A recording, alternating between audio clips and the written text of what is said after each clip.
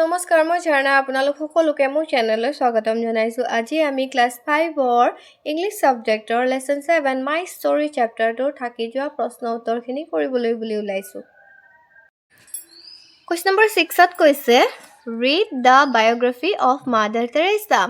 টেৰেছাৰ জীৱনীখনৰ কথা আমাক পঢ়িবলৈ কৈছে দেই ইয়াত লিখিছে Mother Teresa was born on 26 August 1910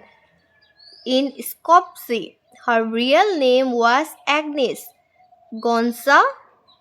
Bozazio. Her parents were Nicole and Drenafile Bozazio. ইয়াত কৈছে যে মাদাৰ টেৰেছাৰ জন্ম হৈছিল 26 আগষ্ট 1910 চনত আৰু তেখেতৰ জন্ম হৈছিল স্কপজি নামৰ ঠাইডোখৰত আৰু তেখেতৰ আসল নাম হৈছিল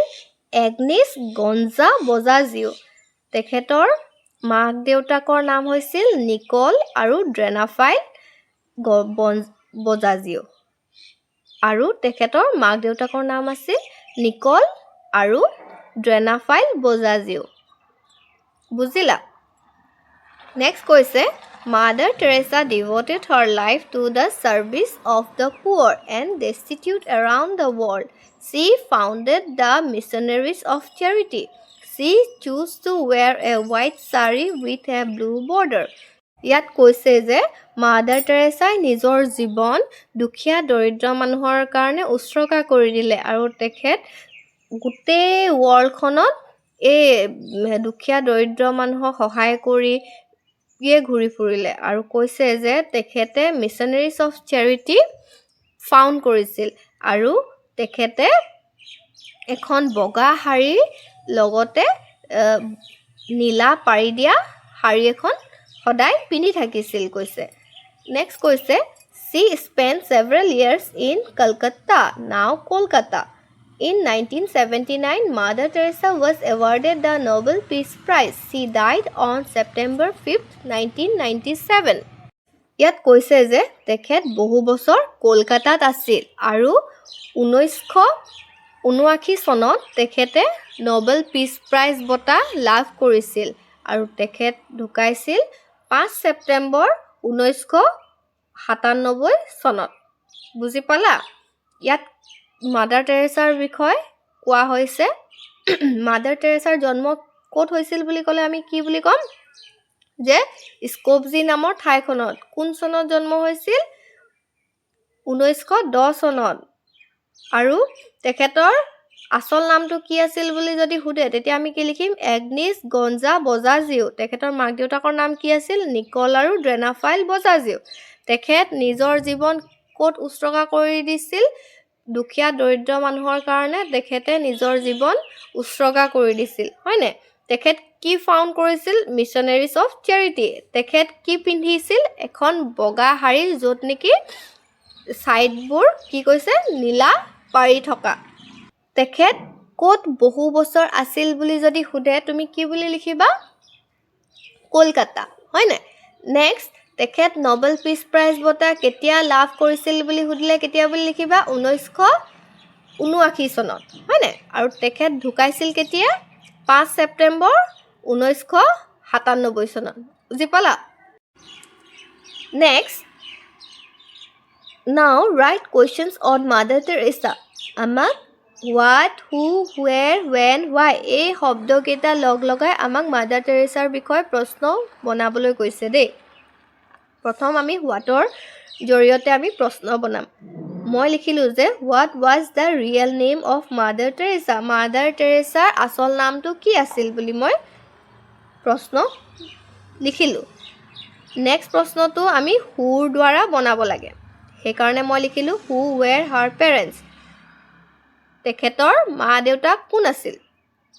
3 নম্বৰটোত ৱেৰৰ পৰা আমি প্ৰশ্ন বনাব লাগে সেইকাৰণে মই লিখিলোঁ ৱেৰ ৱাজ শ্বি বৰ্ণ তাই ক'ত জন্ম হৈছিল নেক্সট ৱেন শব্দটোৰ পৰা আমি প্ৰশ্ন বনাব লাগে ৱেন ৱাজ শ্বি বৰ্ণ তাই জন্ম কেতিয়া হৈছিল নেক্সট ৱাই শব্দৰ দ্বাৰা আমি প্ৰশ্ন বনাব লাগে সেইকাৰণে মই বনালোঁ যে why did she win the Nobel peace prize তেখেত নোবেল পিচ প্ৰাইজ কিয় লাভ কৰিছিল বুলি মই প্ৰশ্ন বনালোঁ বুজি পালা নেক্সট কুৱেশ্যন নম্বৰ 7ত কি কৈছে চা হা 7ত কৈছে find out words which have similar meanings with the word destitute শব্দৰ সমাৰ্থক শব্দ বিচাৰি উলিয়াবলৈ কৈছে ডেষ্টিটিউট মানে হৈছে নিডি বা পুৱাৰ বা পেনিলেছ মানে ডেষ্টিটিউট মানে কি হৈছে দুখীয়া দৰিদ্ৰ মানে একো নথকা পইচা নথকা মানে দুখীয়া দৰিদ্ৰ গৰীব সেই শব্দবোৰ কি বুজাইছে ডেষ্টিটিউট শব্দটো সেইকাৰণে আমি কি লিখিলোঁ ডেষ্টিটিউট মানে হৈছে পুৱাৰ পেনিলেছ নিডি বুলি লিখিলোঁ বুজি পালা এতিয়া কুৱেশ্যন নম্বৰ 8ত কি লিখা হৈছে চাওঁ আহাচোন কুৱেশ্যন নম্বৰ 8ত কৈছে Read sentences on harvesting of rainwater in school. ইয়াত কি কৰিছে ৰেইন ৱাটাৰ কিদৰে হাৰ্ভেষ্ট কৰে সেই বিষয়ে আমাক ইয়াত তলত লিখি দিছে আৰু ইয়াত আমাক ছবিকেইটা দেখাইও দিছে বুজি পালা ইয়াত প্ৰথমতে আমি কি দেখিছোঁ বাৰু বৰষুণ দি আছে আৰু এই বৰষুণৰ পানীখিনি এই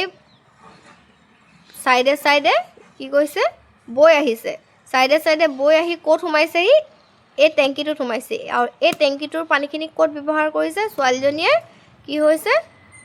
কৰবাত ব্যৱহাৰ কৰিছে এতিয়া আমি ভালদৰে পঢ়িলে গম পাম এক্স্যাক্টলি কি হৈ আছে আহাচোন ইয়াত কৈছে ইট ইজ ৰেইনিং বৰষুণ দি আছে rain is falling on the rooftop of the school building বৰষুণ দি আছে আৰু বৰষুণৰ পানী এই স্কুলৰ টিংপাতখনত পৰিছে বুলি কৈছে the water is flowing through the channel বৰষুণৰ পানীখিনি এই চেনেলটোৰ থ্ৰু বৈ আহিছে কৈছে it is filling up the water tank এই বৰষুণৰ পানীখিনি ক'ত ফিল আপ কৰিছে এই ৱাটাৰ টেংকটোত ফিল আপ কৰিছে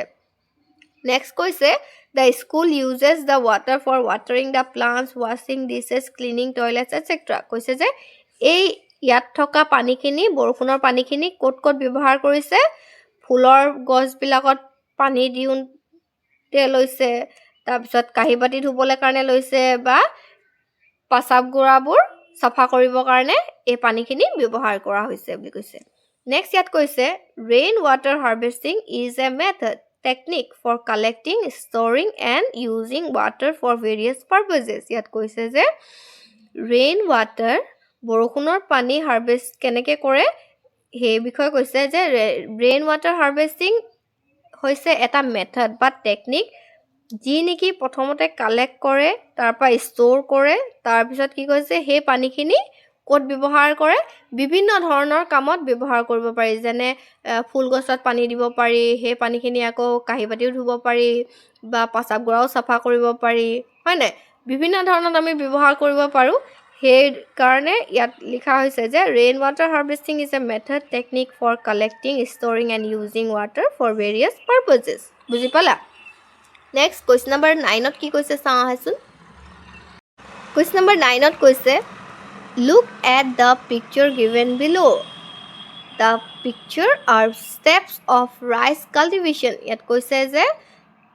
এই তলৰ ছবিখিনি আমাক দিয়া হৈছে আৰু এই ছবিখিনি কিহৰ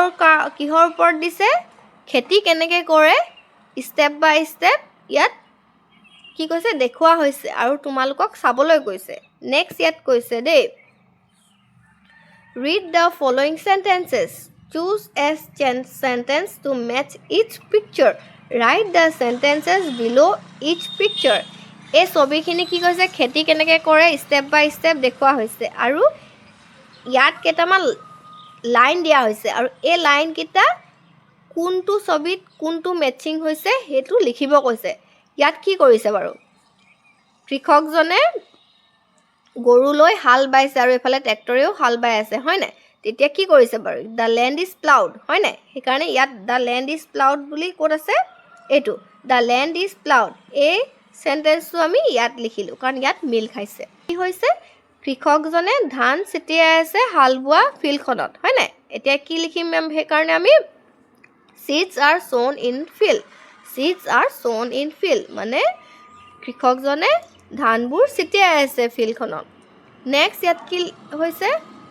এই ধান যিখিনি আমি ইয়াত ছিটিয়াই দিছিলোঁ সেইখিনিৰ পৰা কি হৈছে কঠীয়া হৈছে হয় নাই সেইকাৰণে কি হৈছে rice seedling are grown in field মানে ভাত খোৱা যি আমি যিখিনি ধানৰ কঠীয়া সেইখিনি কি হৈছে ইয়াত ডাঙৰ হৈছে হয় নাই সেইকাৰণে আমি কি লিখিম rice সিডলিংছ R grown in fields এই লাইনটো আমি ক'ত লিখিম ইয়াত নেক্সট কি কৈছে কৃষকজনে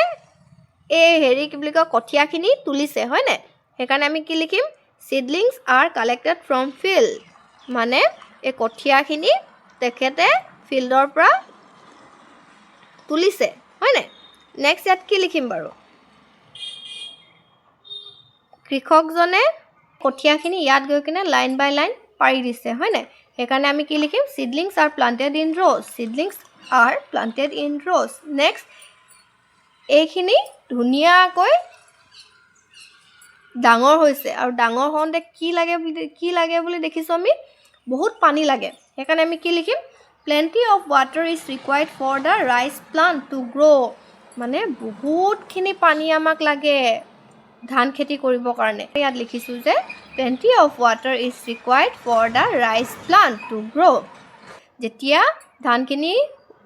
পকিলে তেতিয়া কৃষকজনে ধান কাটিছে হয় নাই সেইকাৰণে আমি লিখিম যে when paddy ripens the crop is harvested বুজিলা নেক্সট ইয়াত কি কৰিছে সেই ধানখিনি আনি ইয়াত কি কৰিছে এই দুটা গৰু লৈ কি কৰিছে মৰণা মাৰিছে হয় নাই সেইকাৰণে আমি কি লিখিম the paddy stalks are threshed to separate the grains of rice from the stalks যাতে এই ধানৰ মুঠিৰ পৰা ধানৰ গুটিখিনি ওলাই যায় সেইকাৰণে কি কৰিছে কৃষকজনে মৰণা মাৰিছে হয় নাই নেক্সট ইয়াত কি দেখিছোঁ সেই ধানখিনি বস্তাই বস্তাই ভৰাইছে লাষ্টত আমি ইয়াত কি লিখিম যে the grains of rice R collected in গানি বেগছ মানে এই বেগছবিলাকত আমি কি কৰিছোঁ লাষ্টত এই ধানখিনি আমি ইয়াত ভৰাইছোঁ হয় নাই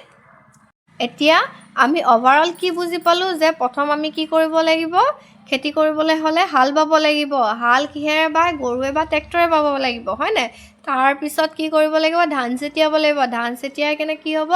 কঠীয়া পৰা হ'ল হয় নাই এই কঠীয়াবোৰ ডাঙৰ হৈছে কঠীয়াখিনি তোলাৰ পিছত আমি আকৌ সেইখিনি এটা এটাকৈ লাইন বাই লাইন আমি কি কৰি দিম কি বুলি কয় ৰুব লাগিব তাৰপৰা ৰোৱাৰ পিছত কি হ'ল তাত ঢেৰ পানী লাগিব আৰু পানীখিনি দিয়াৰ পিছত কি হ'ব